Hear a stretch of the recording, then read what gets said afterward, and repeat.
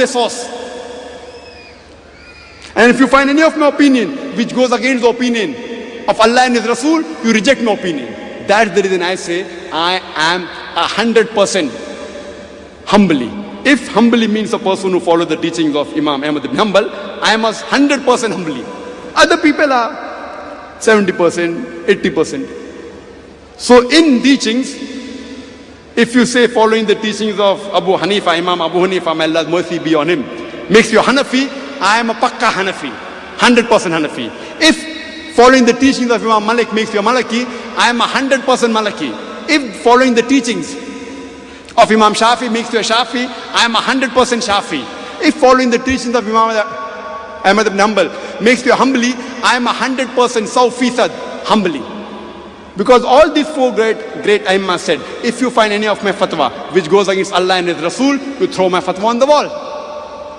See, all the madhabs of all these four great Aimmas was what? What is the meaning of madhab? Madhab means way of going or time of going. Another word for madhab is sunnah. Even sunnah means way. Sunnah of the Prophet means way of the Prophet. So all the madhabs of all these four Aimmas was the madhab of the Rasul. All the Aimmas said, if you find a Sahih Hadith, you reject my opinion. That means all the four Aimmas, their madhab was the madhab of the Rasul. Simple. The way of the Rasul. Imam Abu Hanifa, may Allah be pleased with him, may Allah's mercy be on him, he never came to start a new Hanafi madhab. Imam Malik never came to start a new Maliki madhab. Imam Shafi never came to start a Shafi madhab. Imam Ahmad ibn Hanbal never came to start a new Hanbali madhab. All of them followed the madhab of the Rasul.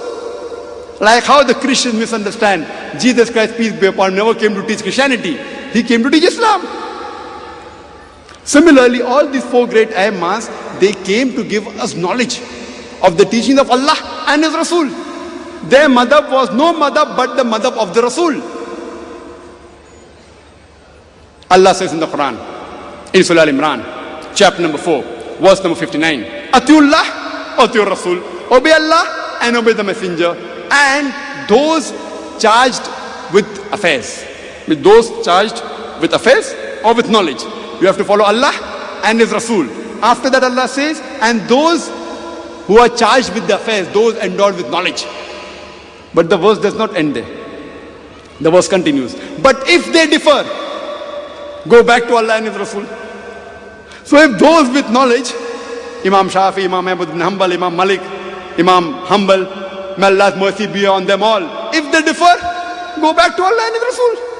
So all the four Aimmas, they said the same thing.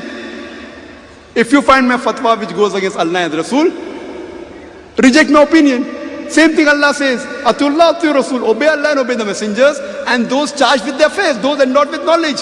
But if they differ, go back to Allah and His Rasul if you believe in Allah and the last day. For this is the best and the correct way of determination.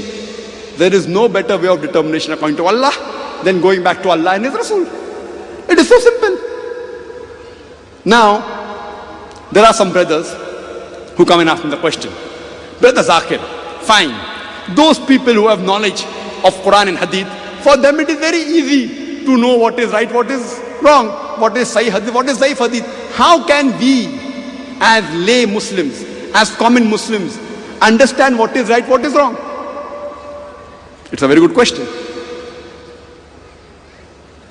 I tell them. Then they say, that's the reason we do taqleed. I tell them, see, what is the meaning of taqleed? Taqleed means, see, following the opinion of any scholar does not make you in the format of taqleed, doesn't make you muqallid. If after showing proof that the scholar you're following is wrong, and then you follow him, yet that makes you a muqallid. For example, if your mother has a heart problem, fine, has a heart problem, and some doctor, what will you do? Who will you go to? You won't go to Tom, Dick and Harry, you'll go to a heart specialist. You do research.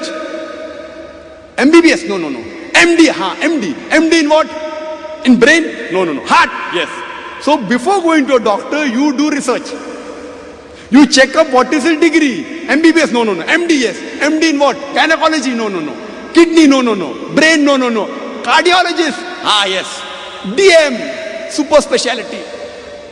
MD of medicine, then you do super specialty, DM. You do your research and then you go to him. You don't blindly follow any Tom, Dick and Harry. If anyone on the street says, your mother has a heart attack, okay, do this. Will you follow him? Will you follow him? No. You will do research. Similarly, the third category, Atiullah, Atiur Rasul, obey Allah and obey the messenger. The third category, those endowed with knowledge or those charged with their affairs, you do research. Any scholar says anything, check up whether it's right or wrong. See, everything you cannot check up. Now you have heard 10 different scholars. You understand how scholar number A, he has given about 30-40 references. I have checked up 20. 20, Quran, Sahih Hadith. So 21st you need not check. You check scholar number 2. Scholar number 2, mixture. Part correct, Sahih Hadith, part Zaif Hadith. Third scholar, majority. Pulling fast ones. Sahih Hadith, it's not there. Bukhari, you open Bukhari, more than 7,000 Hadith, you don't find it only. So you have many scholars, you do little research. Now once you make up mind, scholar number 1, when he talks, he gives references. When I checked up the references, Quran, Sahih Hadith. Then what happens? Then when you ask an opinion and 3 scholars give you the opinion, you automatically follow the first scholar. Because I've checked up 20 things of his, it has turned out to be right. Even the 21st, inshallah, will be right. So every layman cannot do research on everything everyone says. So first, but you have to limited research. This scholar number A, he speaks on Quran and Hadith. Scholar A, B, C, D. Or scholar number 1. Scholar number 2 or scholar number B, partly right, partly wrong. Scholar number C or scholar number 3, majority wrong. So you do little research and classify which type of a scholar is he. And then if you follow without doing research scholar number 1, no problem. But suppose you follow scholar number 1, you have done research on. Another scholar comes and says, what scholar number 1 has said is wrong, I give you proof from Quran and Sahih Hadith. You check up the proof. If it is wrong, you reject him and follow scholar number 1. But if the proof that fourth scholar gave you, it is from Quran and Hadith, going against the opinion of scholar number 1, then you reject the fatwa of scholar number 1. So if, see for example, I am there, when I hear something, what I speak in the talk, I do my research. But there's more knowledge in my head, in my brain, which I haven't checked up. But yet, I classify. For example, if I hear a statement from Sheikh Nasruddin Albani, mashallah, who expired recently, according to me is one of the greatest muhaddis of the recent times. So what he says, I follow on the face of it. Because I've checked up, he's a scholar, mashallah, following Quran and Sahih Hadith. But if someone gets me a fatwa against Nasruddin Albani, if it's from Quran and Sunnah, I may reject the fatwa of Nasruddin Albani. I may. But I know, see, every human being can make mistakes. Imam Shafi made a mistake, Imam Abu Hanifa made a mistake, Imam Ahmad ibn Hanbal made, Imam Malik made. So why can't Sheikh Nasruddin Albani make? He can make. But he belongs to the group of scholars which checks up on Quran and Hadith. So if someone gives a fatwa, a local person from here, and Nasruddin Albani, I'll believe Nasruddin Albani. If I don't have time. But if I say in the lecture, I check it up. What I say in the lecture, I check up. Because I'm responsible for that. But for my own knowledge, if I have to make opinion, I can't keep on checking every hadith. Difficult for a layman. So, but to classify which group of scholars are you reading of?